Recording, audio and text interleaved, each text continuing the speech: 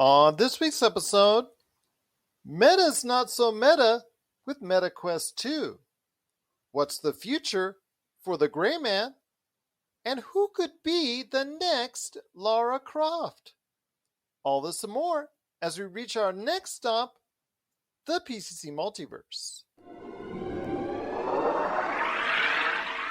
Don't be alarmed. The quasi-shimmering light before you is a trans-dimensional gateway to other worlds, other voices, other thoughts, and other realities. Up feels like down, and down feels like the number 7 on a Wednesday morning. Don't worry.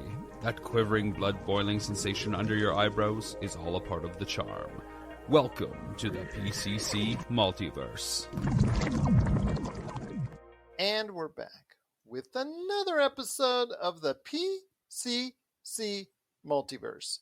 This is Gerald Glassford from Pop Culture Cosmos, Game Source, Inside Sports Fantasy Football, and the Lakers Fast Break. We truly appreciate everyone out there listening to all of our great shows. And if you can, please give us a 5-star review wherever you get your podcasts. Plus, if you can like, share, subscribe, follow, or do anything that you can to support us right here at the Pop Culture Cosmos, the Lakers Fast Break, Inside Sports Fantasy Football, Game Source, the great folks at Vampires and Vitae, the even awesome, more great folks at Wizards and Wine, our tremendous amount of games that we have each and every week right here at the Pop Culture Cosmos on Facebook, because we are the #1 streamer for tabletop RPG games at Pop Culture Cosmos on Facebook, because we do it better than anyone else. We've got several games a week, action galore right there for you in the video section at the Pop Culture Cosmos on Facebook. And if you can go ahead and support us right there, popculturecosmos.com, Pop Culture Cosmos, wherever you get your social media, Vampires and Vitae, wherever you get your podcasts, and everything that we do here at the Pop Culture Cosmos, it is sincerely appreciated. But it wouldn't be a PCC Multiverse without my good friend. She is getting back home in the rain. She had to go ahead and, I think her and her husband, Robbie Ross, had to go ahead and weed their way through the waters here in Las Vegas due to a sudden thunderstorm, maybe in a motorboat, just to do the show. She is our navigator through the rough waters as Las Vegas for Pop Culture Cosmos. You got to check out what she's doing today at Pop Culture Cosmos on Facebook. Her tremendous games, Vampires and Vitae, wherever you get your podcasts. And of course, like I mentioned, Wizards and Wine with The Wild Beyond the Witchlight. It is my good friend, Mrs. Melinda Barkhouse Ross. And Melinda, I'm just glad you made it home safe. Yeah, me too. I'm used to seeing a lot of lightning. I've lived on the coast, on the ocean, so you get a lot of heat lightning and all of that kind of stuff. But it has been years since I've seen nonstop steady lightning like we had there a little while ago. That was wild. And for somewhere like Las Vegas where it doesn't rain for like hundreds of days, this came out of the blue. It just dropped. And you know what? In typical Las Vegas fashion, it left town. It left town dry. Not exactly in dollars per se, but it just left town dry indeed. But we've got a great show on tap. Again, check out what Melinda's doing each and every week with Wild Beyond the Witchlight, and of course, everything that she's doing Wizards and Wine and Vampires and Vitae. She'll go ahead later in the show and let you know what she's up to when it concerns those great games. But we've got a lot on tap to discuss. Got to talk about some under-the-radar TV picks for both her and myself. That's coming up on the back end. Tomb Raider. The rights for Tomb Raider from MGM are gone. She is a free agent on the movie open market. What's the future for Tomb Raider movie? Could it be a streaming series? Who will play Lara Croft? We're going to go ahead and share our thoughts on that coming up on the back end of the show, plus additional thoughts on the brand new trailers for Blonde coming up on Netflix in September. Samaritan with Sylvester Stallone in August. I'm going to drop that later on here in a bit. Plus also Oppenheimer, the new strategy that's been put out there by Universal Pictures for its upcoming movie based on the very controversial figure that is known as Oppenheimer. Cillian Murphy is playing the lead role. along with a bevy of world famous stars. So we're going to be talking about some thoughts on those 3 new trailers that just dropped this week that were not Comic-Con related. That's coming up in a bit. MetaQuest 2 is really not the favorites of any fans out there because Meta dropped a bombshell this week when it concerns the future and a price change for MetaQuest 2, and it has gotten a lot of negative feedback coming on the heels of an announcement later that day that they lost a whole ton of money in the previous quarter. So we'll talk about the price change for MetaQuest 2 and how dumb a move that was by Meta. That's coming up here in a bit. The Gray Man is excelling on Netflix. I'll share some thoughts on that because I actually had a chance to see it. But what's the future for The Gray Man? If you're a fan of The Gray Man, you might like what we have to say coming up here in a bit as well. But Melinda, it was Comic-Con, the fallout. It's kind of slow right now because I think everybody just cleared out a lot of the news during the course this past weekend at Comic-Con.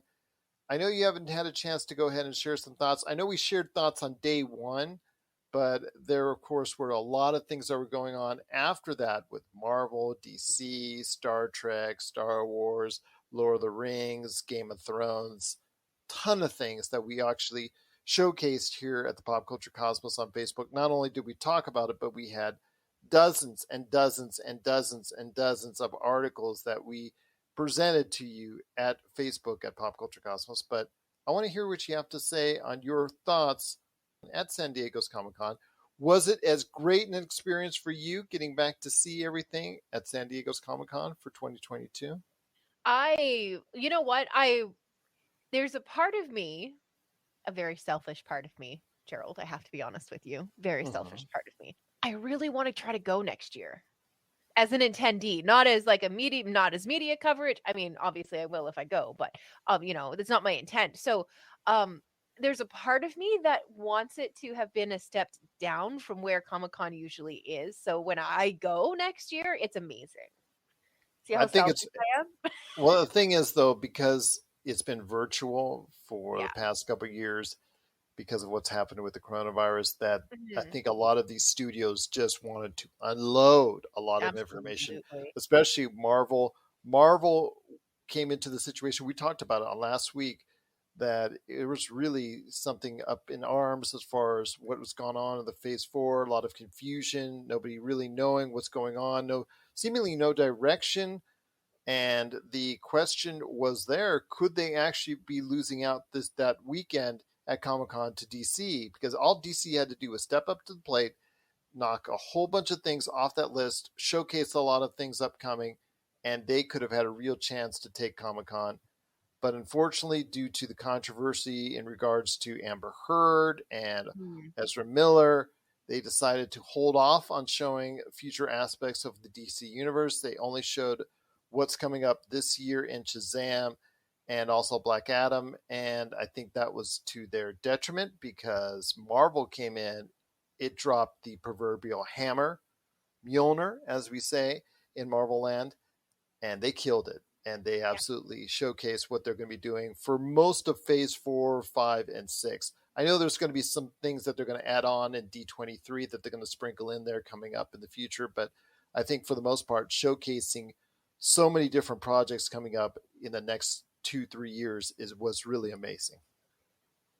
And the correct thing to do, let's be honest. Gosh, at this point, it's so hard to slow Marvel down. And I can remember saying, we just need to, like, one piece of information that's going to make all of the things that we don't quite understand about the next few phases for Marvel to make sense. And I feel like they gave us those pieces. I feel like I have an understanding of the things to come and how they're going to continue to evolve the Marvel multiverse. So I'm excited for them. I'm excited as a fan to get into it. Do we need to get a lawyer? Why would we need to get a lawyer? Because as the co-hosts, as we are, of the PCC Multiverse, which really had the name since 2016, Marvel coming in with its multiverse saga, I don't know. The naming rights, Not sure I'm digging that, but you know Yeah. what? We are in the middle of the multiverse saga, as it were, as they now officially named it as far as phase 4, 5, and 6.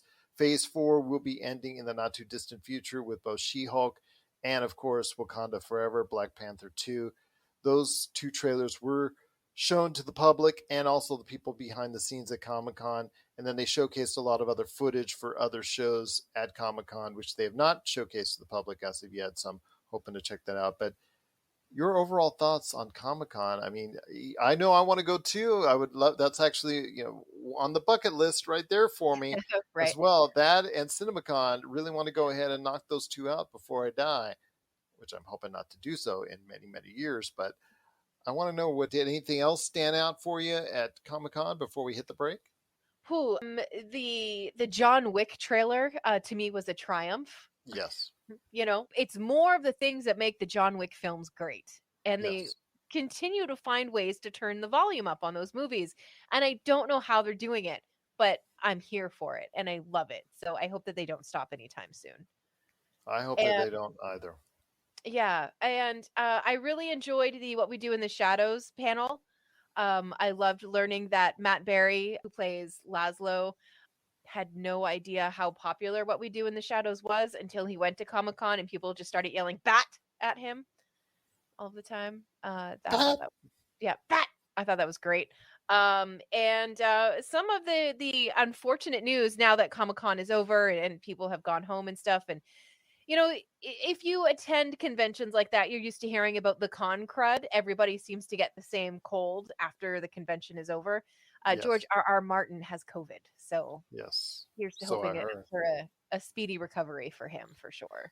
I know he wanted to go ahead and be there for the premiere of episode 1 of The House of the Dragon, because I know they Yeah. showcased that to members of the press well Hmm. in advance, too. I think that was Yeah. the weird part about it. That's almost like what Naughty Dog does with the Uncharted and Last of Us games. They showcase that, I think, a month in advance before Mhm. it actually goes to retail. So that was very interesting that they did that, but he was unable to attend. They say he's doing fine, so I wish him all the best. And hopefully while he's at home can finish up the book I think that everybody wants him to finish up, that he's Right. still not finished with, and that he said was going to be finished with many years ago, but we won't really get into that. But yeah, definitely a great time at San Diego's Comic Con for 2022.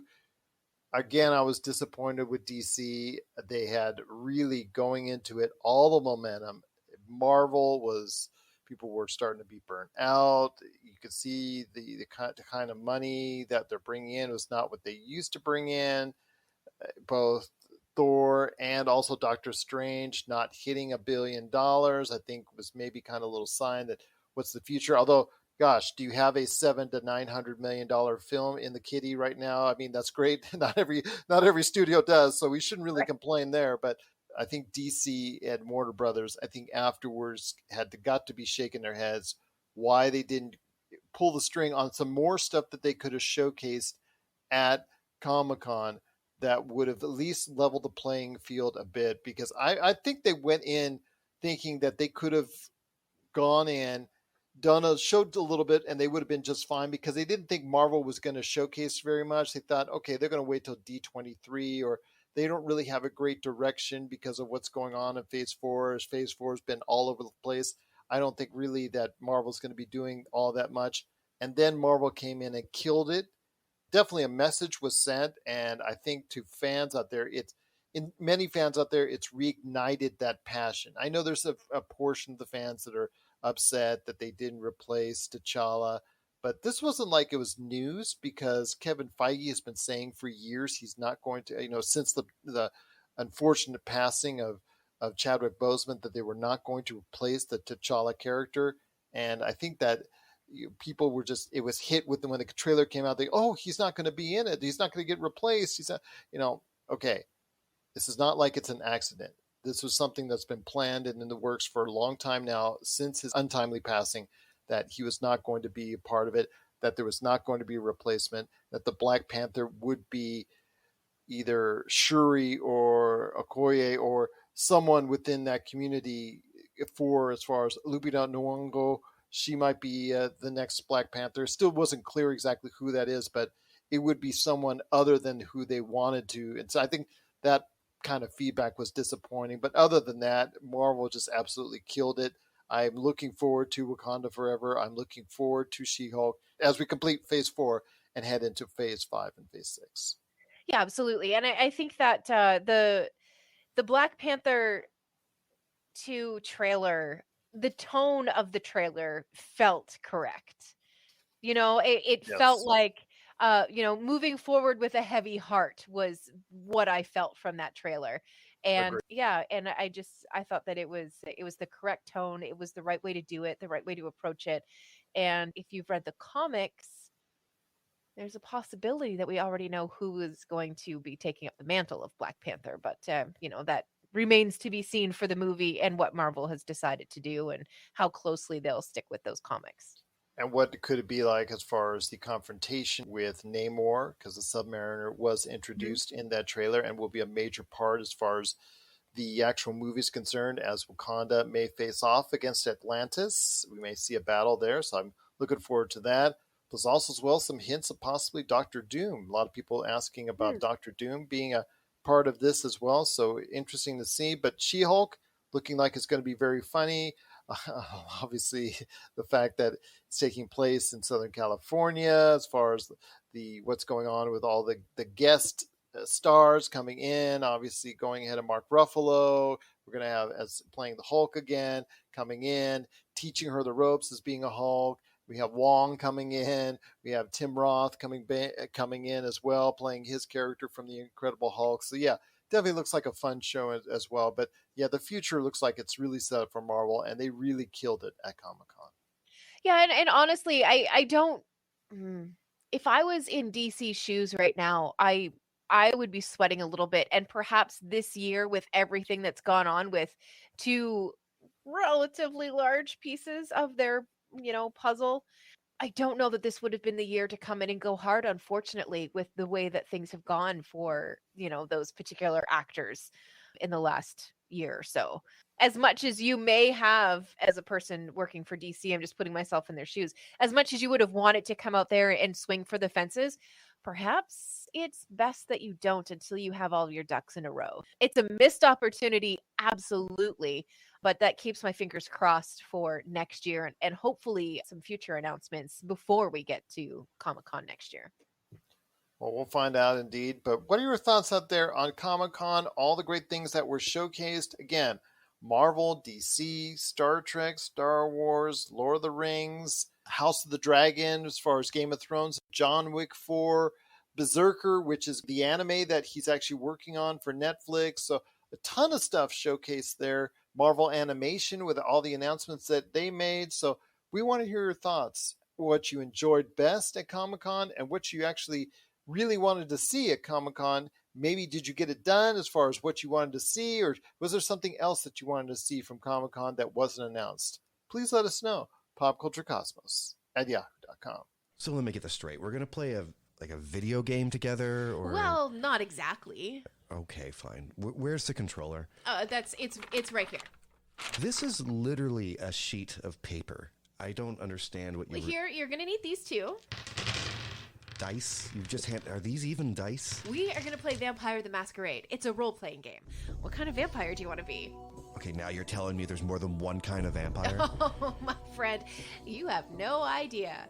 There's Nosferatu, there's Vampires and Vitae, an actual play podcast. Season 2 to Pop Culture Cosmos. Well, the show continues right here at the PCC Multiverse, my friend. Melinda Barkhouse-Ross and me, Gerald Glassford. The Gray Man was not showcased at Comic-Con.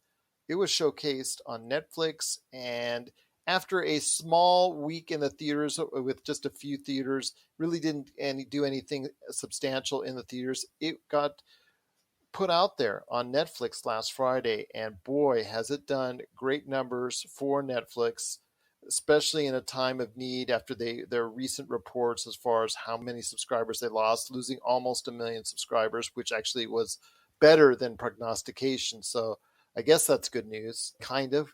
But The Gray Man was number one in over 92 countries that it was shown in. So that was amazing for them as far as a great start for this $200 million picture headed by the Russo brothers. starring Chris Evans, starring Ryan Gosling as the title character. And then the announcement was made in a Q&A this week that Netflix and the Russo brothers are already working on a sequel to The Gray Man and a prequel to The Gray Man. So what are your thoughts out there on this evolving thing going on with The Gray Man? I thought The Gray Man movie itself, I got a chance to see it, was okay as a popcorn flick. I'd give it about a 7, I think, out of 10, which is, okay. Definitely watchable, definitely enjoyable. I think Ryan Gosling was pretty much cash it in Ryan Gosling all the way through. He really didn't have to do much other than brood half the time and really didn't say a whole lot. Didn't need to say a whole lot. That's how I like my Ryan Gosling, though. Then there you go. You get it all the time. I personally think he was much better in Blade Runner, but that's just my choice. But I will say that the distraction or the detraction was probably, and I really am sad about saying this, was Chris Evans. Really? And it wasn't just because of the mustache. I think that Chris Evans, since doing Captain America, has tried to find every anti-Captain America role he could find. And in doing so, there's been some hits and misses. I definitely think he was good with a kind of subdued, nefarious character in Knives Out. I really thought that him being the bad guy in Knives Out was really actually a good turn for him. Here, he was just, pardon the pun, mustache twirling as far as his evil bad guy. And I think he was a little bit over the top, especially for what was asked for. And maybe at times it worked with him being so over the top and Ryan Gosling being so subdued. So it balances itself out. But I still think, for the most part, Chris Evans was not quite his good self as far as being the bad guy in this situation, but still did not detract it so much that I can't stand this film. This film was fun, action, very fast paced. And I think that's the best thing I can say about it, is that the Russos know that wasn't the greatest script in the world, wasn't the greatest, a little bits here and there, but it's very stylistic and it's very quick cuts and it's very fast paced, which makes it entertaining for people. You don't stay anywhere, anytime for a long period of time. And I think that's the best thing I could say about it, because it makes it so much more enjoyable as a popcorn flick. And popcorn flicks, people give popcorn flicks a lot of flack. I love me a good popcorn flick. This works as a popcorn flick. Absolutely. Yeah, that's so great. I can't wait to watch it. I haven't yet. Between editing podcasts and prepping for 3 and 4 hour D&D sessions and work and other commitments, I don't always have time for TV, which is shocking to say, but yeah, it's on my list of things to watch, and as I'm talking to more and more people, it's slowly creeping up the list. So I may end up watching that before I get a chance to watch the latest episode of What We Do in the Shadows, which is pretty serious for me. So Bat. It's so funny. I love it. But I will say again, The Gray Man is a solid watch. And then again, they announced that, kind of actually in a Q&A, that they are working on a sequel. And also as well, they are working on a prequel to The Gray Man as far as his character is concerned. And obviously the agency that's involved. I know you were talking about behind the scenes before we went on the air about all the co-stars. Ana de Armas, who, again, it was with Ryan Gosling. They did a great job together in Blade Runner. They did a really solid job here as far as their interactions with each other on screen. Again, very subdued Ryan Gosling. So if you're into that, like Melinda is, you're really going to get a lot of that, because he is very subdued in this picture. But still, as a action movie, I think it really knew what worked well. Fast paced, not staying long at any point in time, anywhere. And it really benefited from it. Perfect. I'm excited to watch it. I can't wait. Fair enough. But yes, The Gray Man looks like it will definitely have a future on Netflix. The $200 million gamble by Netflix looks to have paid off, and paid off very well, with it being number one in 92 countries around the world, and also as well a sequel and prequel on the way. So what are your thoughts out there? Did you get a chance to check out The Gray Man, which is the hot movie right now on Netflix? Please let us know your thoughts. popculturecosmos@yahoo.com, and let us know what you'd like to see in the future for The Gray Man as far as the agency. Would you like to see Ryan Gosling return? What would you like for a prequel as far as where it would go from there, please let us know. popculturecosmos@yahoo.com. But before we hit the break, my friend, I want to go ahead and really tell everyone out there how angry I am at Meta, aka Facebook, aka whatever you want to call it at this point in time, because Meta really did a blunder, a public relations blunder this week before they announced the fact that they've lost $2 billion in the last quarter, before they talked about how their future is trying to progress and what they're trying to do to get out of whatever they or got themselves into. They announced via a press release that they are increasing the price for their MetaQuest 2 by $100, going from $299 for the base unit to $399.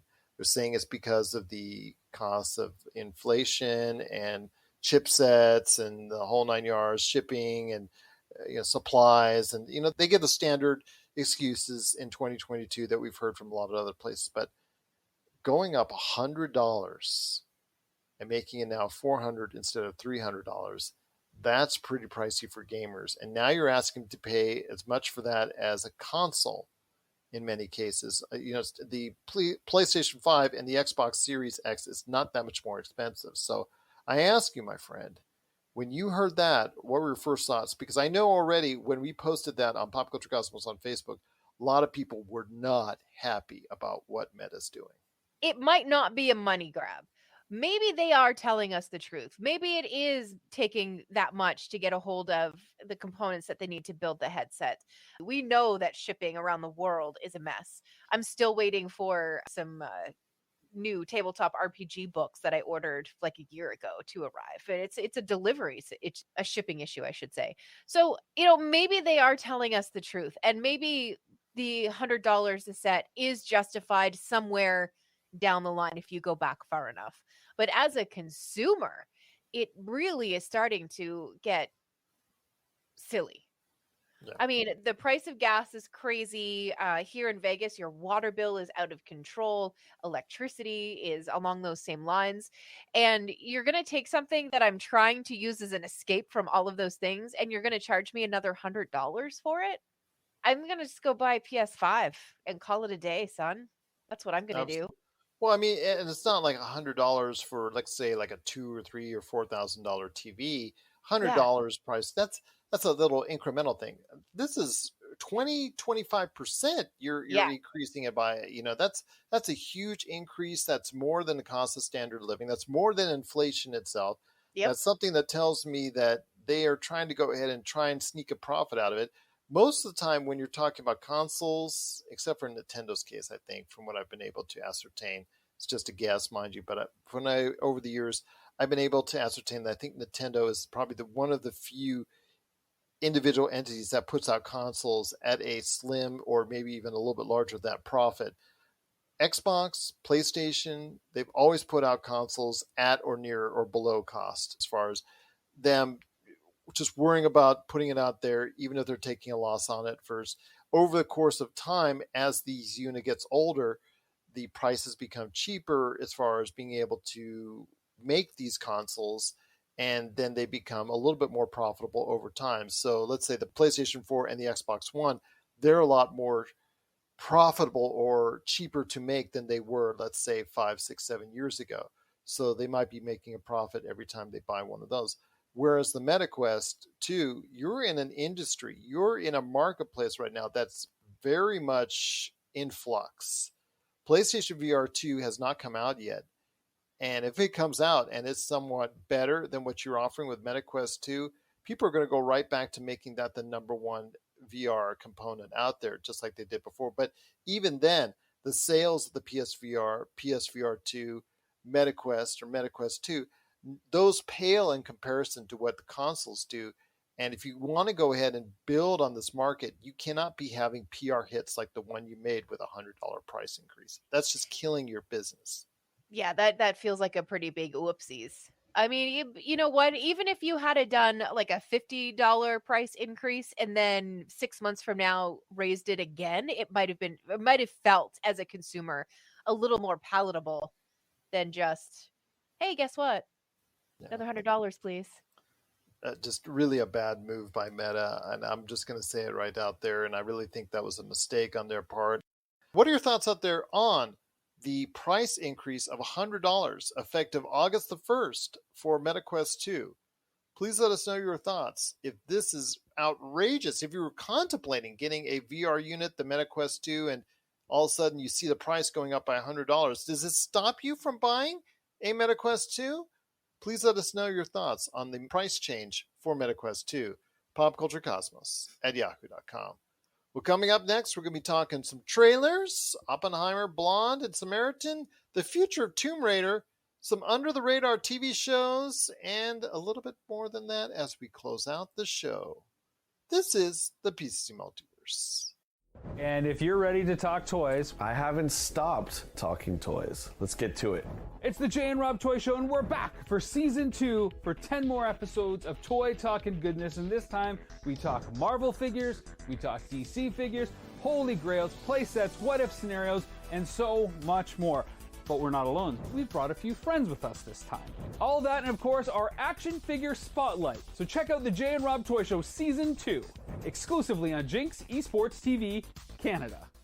And we're back with the show. It's the PCC Multiverse. It's Melinda Barkhouse-Ross and me, Gerald Glassford, right here at the Pop Culture Cosmos.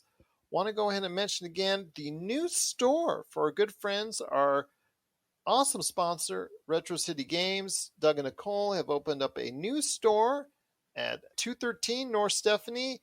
It is the letter H. You go ahead, check it out right there. It's just off the 215 freeway right there in Henderson, Nevada. If you're in the Las Vegas and Henderson area, there's no better place to go for your video games than Retro City Games. Also as well, check out their awesome store at Town Square on Las Vegas Boulevard for everybody that's either a tourist or actually a regular going in and out of Las Vegas. But Melinda, I know you've got some great things going on for your awesome series of tabletop RPG games. The action is always there for Wild Beyond the Witchlight and Wizards and Wine. And of course, get your fangs out for Vampires and Vitae. Yeah, so we are currently working on a big old project, and once the project is up and running, we are going to start sharing the information, and we're very, very excited about it. Something new is coming. Anyway, what I need to tell you about right now, though, is the Wild Beyond the Witchlight. So this coming Monday, we are back to the Halifax table, and the Halifax table, when we wrapped up the last time, had just crossed into the Feywild from the Witchlight Carnival. They found the portal. They went through it. Mr. Witch and Mr. Light gave them a tiny bit of information, probably not enough. So their first couple of days in the Feywild could be a little rocky. I'm excited to get into it, though. And for Vampires and Vitae, all of our characters were forced to sit around an actual round table, and were forced to kind of come clean to each other about some of the stuff that everybody had been kind of holding close to their chests. So if you have been following along Vampires and Vitae, that podcast that's going to drop tomorrow is going to drop a lot of information if you happen to miss our live stream last Sunday. So we're very excited. I have a feeling this conversation that the characters have is about to kick the season into a very high gear, and I'm very excited for it. And you can catch it where? You can catch both podcasts anywhere you prefer to consume your podcasts from. And you can catch the live stream right here on the Pop Culture Cosmos Twitch channel. You can catch us on the Pop Culture Cosmos Facebook page, as well as the Vampires and Vitae and Wizards and Wine Facebook pages as well. So we go to both places at the same time. And yeah, we're just super grateful for everybody who's been along for the ride so far. And it's about to get wild in both podcasts. Indeed it is. So check out today Vampires and Vitae, and of course everything going on with Wizards and Wine with Wild Beyond the Witchlight. Our good friend Roger is also commanding the ship every Monday for the Demolition Force. And let's not forget the great weekend shows that are provided by our good friend Mitch. DM Mitch is always on the scene right there with shows on Saturday and Sunday as well. Again, that's 4-5 shows that we showcase for you. That's about 15 hours of content right there each and every week. That's why we're the #1 tabletop RPG streamer on Facebook. And there's no one better at tabletop RPGs than the Pop Culture Cosmos. Well, my friend, there's so much more to talk about on today's program. I know you checked out some trailers before we went on the air. First one I want to talk about is a movie that's not coming out till pretty much a year from today.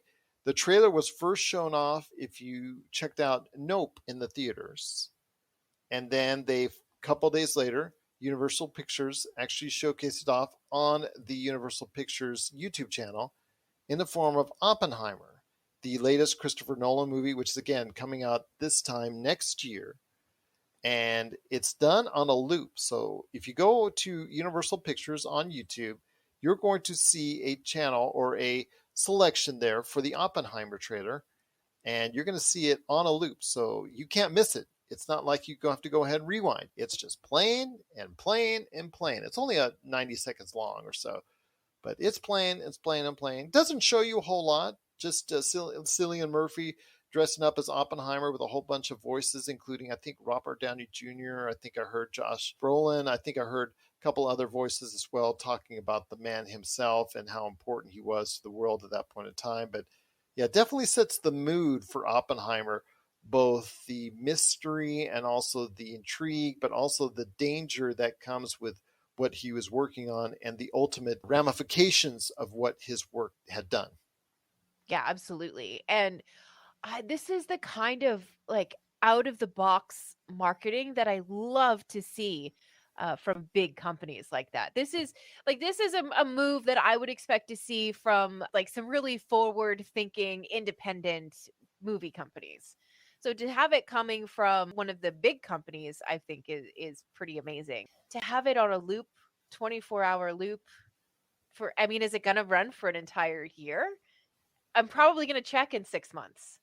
I'm probably going to check in 3 months. I'm going to check in 8 months. I'm going to check in a week just to see if it's still up and if it's still running. I think it's brilliant. It's obviously working because it's getting people talking about it. Here we are talking about it. So I think it's very clever and hats off. I think it's great. I think it's a novel idea, and I think that's, like you said, let's see how long it lasts. Will it play the entire year leading up to the film?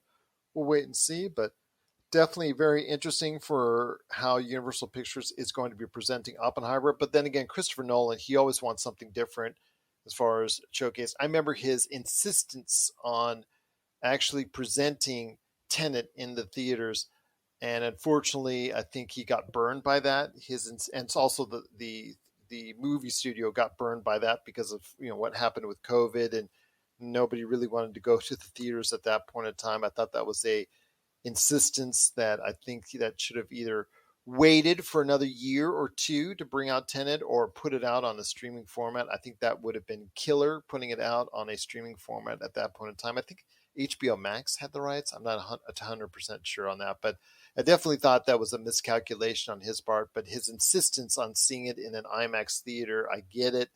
It's a beautiful picture. I've seen it. It's a little long, sometimes a little bit too long for its own good, but it's still a very solid picture. And I think that it was really misserviced by the fact that Christopher Nolan had to have it out when he had to have it out. Yeah, I agree with that, but I don't know. There's just something about it. I don't know. I'm very intrigued. Very, very intrigued. Very And I interesting. think I think that that's what they wanted to accomplish, and I think they've done it. So Well, an all-star cast. That cast is loaded as far as the individuals that are part of it. So please, so definitely check out the trailer. It's on the loop right now at Universal Pictures on YouTube. Also, as well, we checked out the trailer for Blonde from Ana de Armas. We just talked about her in The Gray Man. She did a solid job there. This is this is going to be the NC-17 depiction of Marilyn Monroe. I as much as I like Ana de Armas as an actress, I think that her accent kind of poked through a couple of times in Marilyn Monroe's voice as her acting as Marilyn Monroe, and I'm not sure I'm 100% either which way I'm digging it or not. Your thoughts on Blonde? I know you had a chance to check it out. yeah, you said that just shortly after I watched the trailer, and I completely missed it. I didn't hear the accent come through at all. So there's that. But man, that's going to be a heavy film. Yes. And finally, I think we may really look at what it was like to be Marilyn Monroe and dealing with that level of celebrity at that point in time. I mean, we understand that being a celebrity right now is pretty tough. There's no break. But in Marilyn Monroe's time, when you were Marilyn Monroe, there also wasn't much of a break. But there also wasn't the ways that you can hide from the press and the public that celebrities, I think, tend to enjoy now. Yeah, I don't know. It's going to be heavy. And my heart's already broken all over again for Marilyn Monroe. And I haven't even seen the movie yet. Well, definitely it's going to be something that only adults can see because it's an NC-17 rating.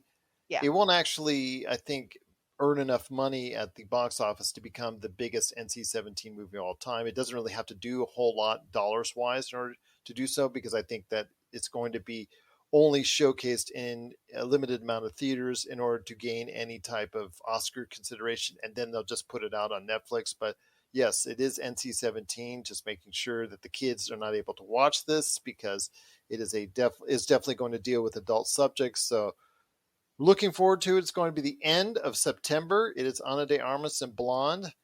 The last trailer before we head to the break, my friend, and talking about is Samaritan. I know you didn't get a chance to see this one, but I think with Sly Stallone, I think you're good. You can pretty much get the idea of what he's doing here. He's a former superhero. He's actually just working the trash, just basically as a trash man, just working for the department, doing a good job, just like 9 to 5, like everybody else. Wants to go ahead and mind his own business as a man older in age, just trying to go ahead and live out his life. And I guess for circumstances that happen as far as criminals are concerned, he has to go ahead and don the costume that he wore. He had to become the superhero once again that he didn't want to be. A kid found out who he was and called him out on it. And again, that's led to him having to go ahead and battle bad guys in Samaritan, something that's going to be ending up on Amazon Prime here later in August. So that's going to be interesting. But your thoughts on Sly Stallone, still rocking it at this age in the 70s right now, still rocking out there doing his thing on action thrillers. Kind of reminds me what he used to do every single 2 or 3 months back in the 80s and 90s out in the theater. It really seems like it, doesn't it? And it's so funny because Robbie and I just watched Demolition Man the other night. Anyway, I'm going to give this one some time. Sly Stallone as a aging superhero. I'm into that. I'll watch that. No cursing, though. No cursing, because you watch Demolition Man. That's going to be a demerit. That's right. But is it going to have me running up the stairs and celebrating at the top of the stairs?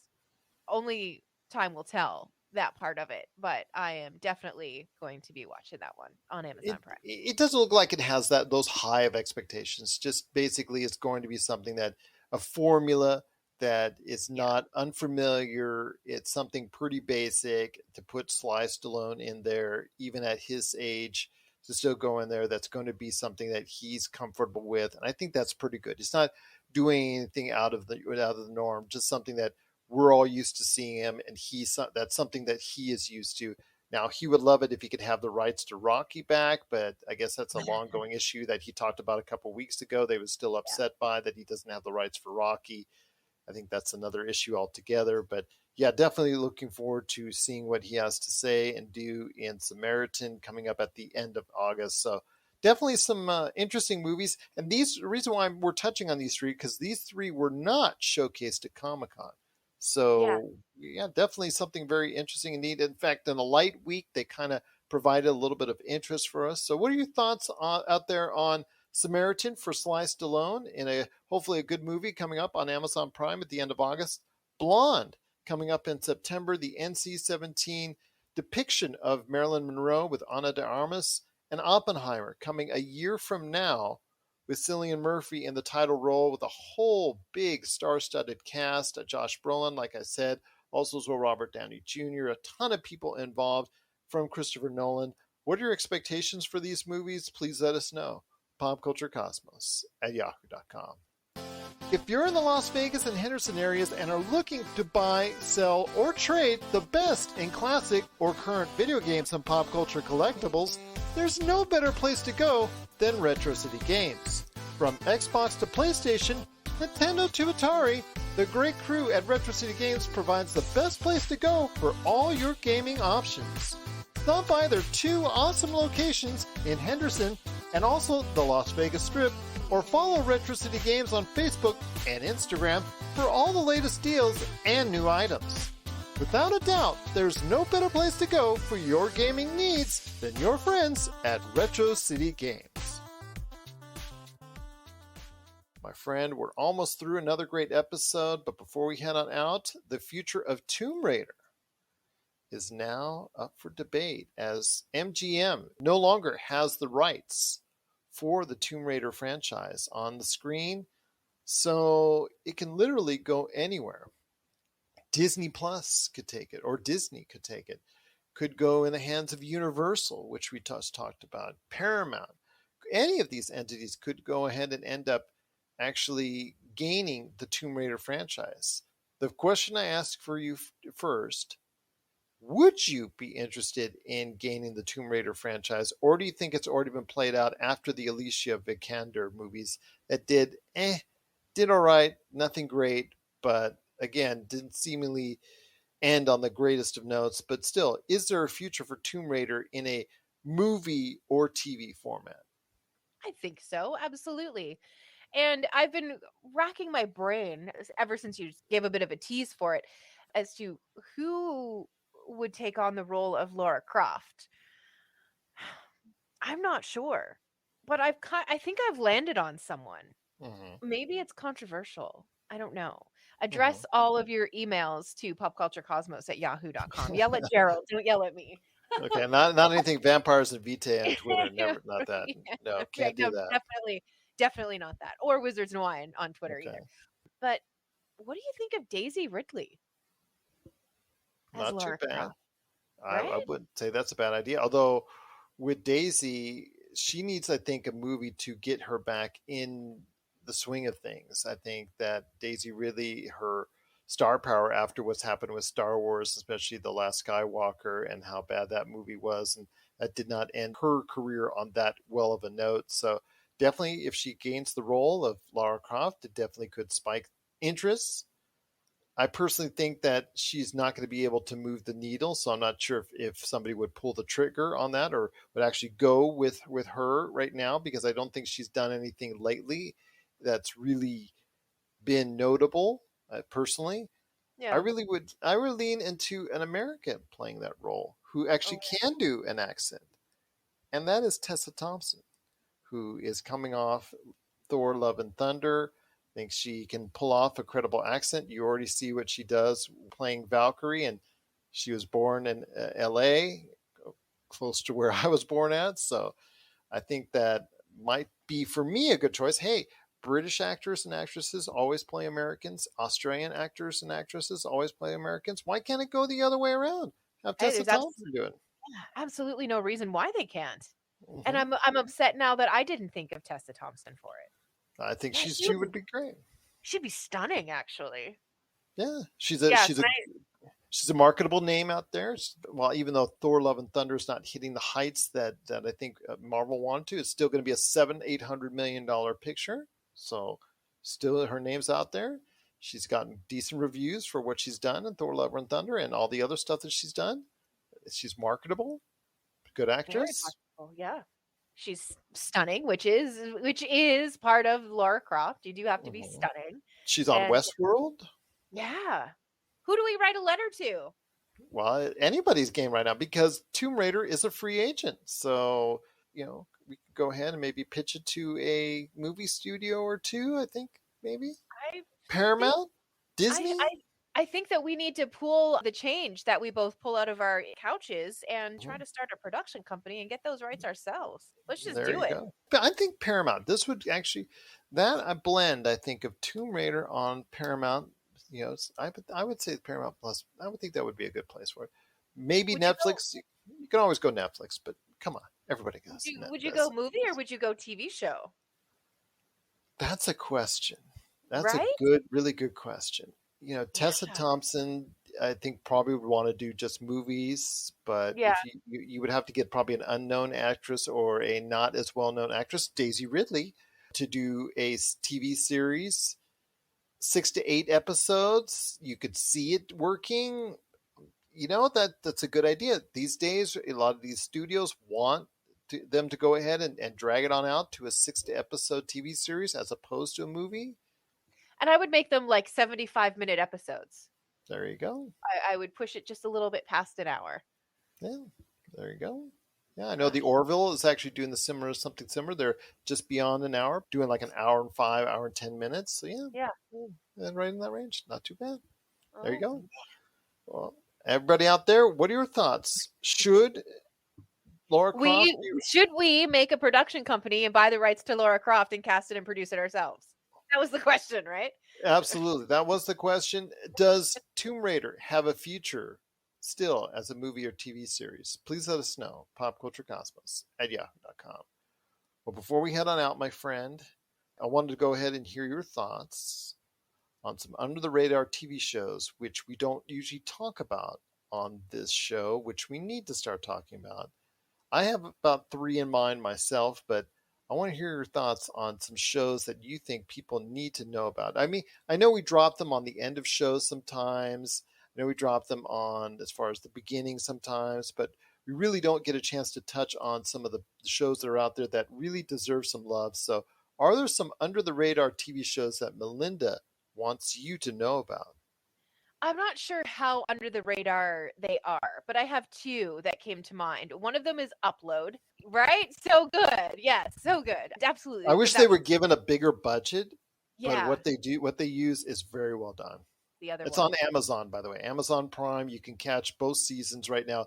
They were limited on their season 2 because of what happened to coronavirus. They only had a limited number of episodes, but they are coming back for season 3. So yeah, very good show. Love the story. May have gotten as far as the love story that's based on it. May have gotten together just a little too quickly.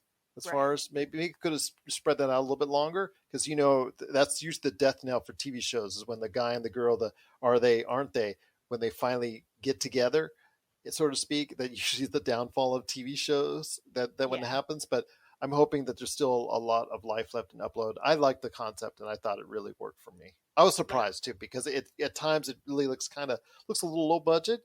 And I really wish they were given a higher budget to enhance all the CG around it, but the story works so well. So yeah, I couldn't agree with you more on that. Yeah, it's really good.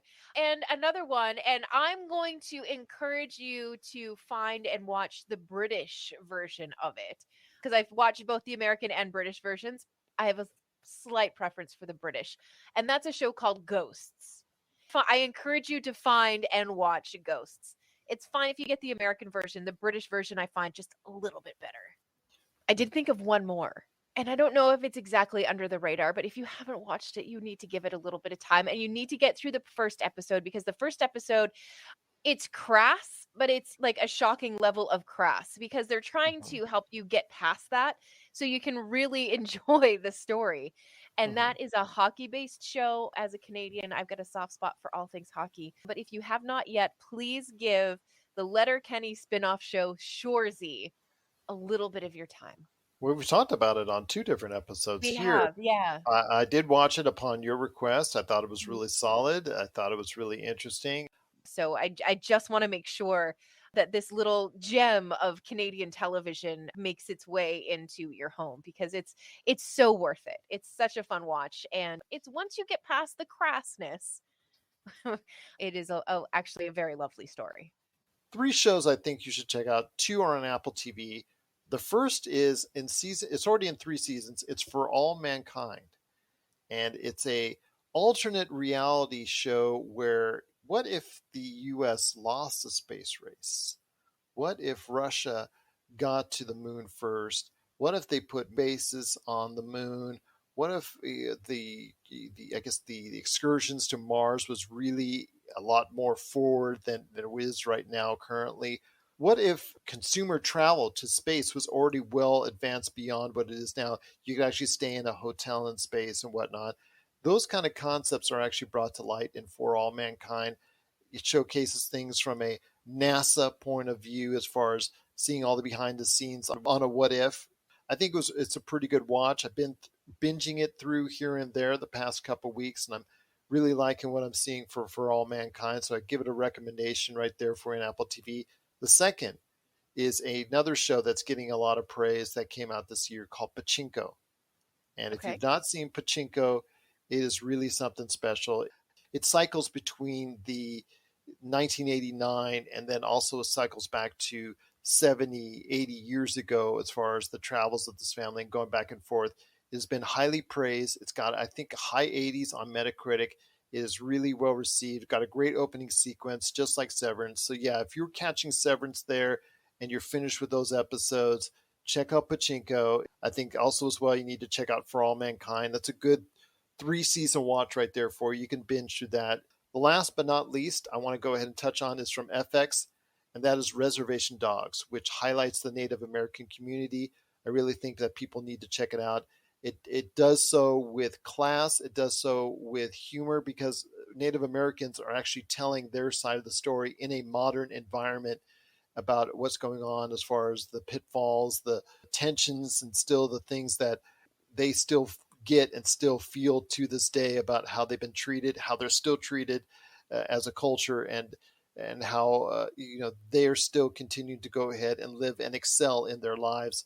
So yeah, definitely check out the great show Reservation Dogs. It has been highly praised as well on FX, and right along there with Atlanta, which is going to be ending at season 4, which is final season coming up here soon. So check that out later this year from Donald Glover. Yeah, definitely those are 2 series to check out on FX as well. Yeah, Reservation Dogs has been one of those shows that's been on my list of things that I need to start watching. It's been on that list for far too long. So perhaps it's time for me to just rip off the Band-Aid, so to speak, and sit down on the couch and have a good watch, because every trailer that I've seen, every clip, every scene that I've managed to come across looks fantastic. And yeah, I'm upset with myself for not having taken the time to watch it much sooner than right now. Are there any under the radar TV shows that you want us to check out? Please let us know. popculturecosmos@yahoo.com. My friend, we've covered a lot of things on today's show. I cannot thank you enough for being a part of it, as always.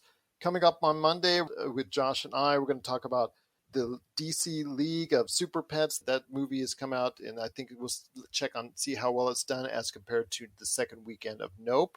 We'll go ahead and give you a report on Monday's show. We're also going to go ahead and talk about the WWE. Vince McMahon has retired, so what has happened since? We're going to go ahead and talk about that as SummerSlam. And also as well, Ric Flair's last match are happening this weekend. So we'll go ahead and talk about WWE SummerSlam, where the WWE is at. And of course, Ric Flair as he enters his last match this weekend. We'll go ahead and touch on that as far as what happened, what are some of the interesting takeaways, what are some of the thoughts on Ric Flair's last match in WWE SummerSlam. That's coming up on the Monday show as well. But my friend, as always, it's been a great episode, but we always will close out with you. Any last thoughts before we head on out? Yes. I will still be going to the theater to watch John Wick 74. I just wanted to put that out there. It doesn't matter if John Wick is mostly cyborg at that point. I will still go and watch those movies. He will have died like 30 years prior and just be the skeleton sitting on a wheelchair. People are going to have to act around him. Yeah, and I'll be like, this is the greatest movie I've ever seen. Doing stunts and flips all over him. And yeah, it's just a skeleton. Oh my goodness. Yeah. John Wick 74, indeed. Send that to the actual movie studio. How about that? Yeah. I've got an idea for John Wick. Really? 5, 6? No, 74. You got to get there first. Gives me time to write it. Gives me a lot of time to write it. There you go. So from Melinda Barkhouse Ross, this is Gerald Glassford. It's another beautiful day in paradise right here in the PCC Multiverse. We thank you for listening. And here's hoping you have yourself a great day.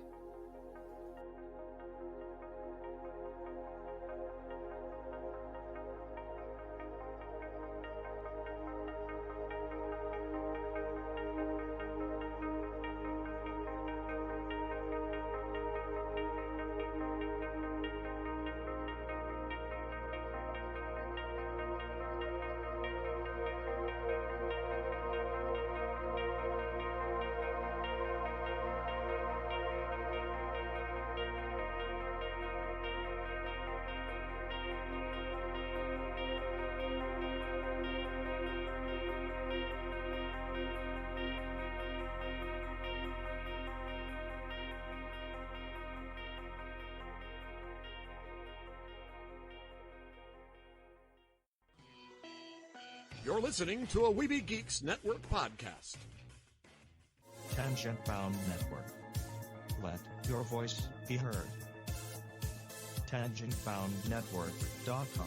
Thanks so much for downloading the Pop Culture Cosmos, and stay tuned as more great podcasts are on the way. Thanks again for listening to us here at the Pop Culture Cosmos.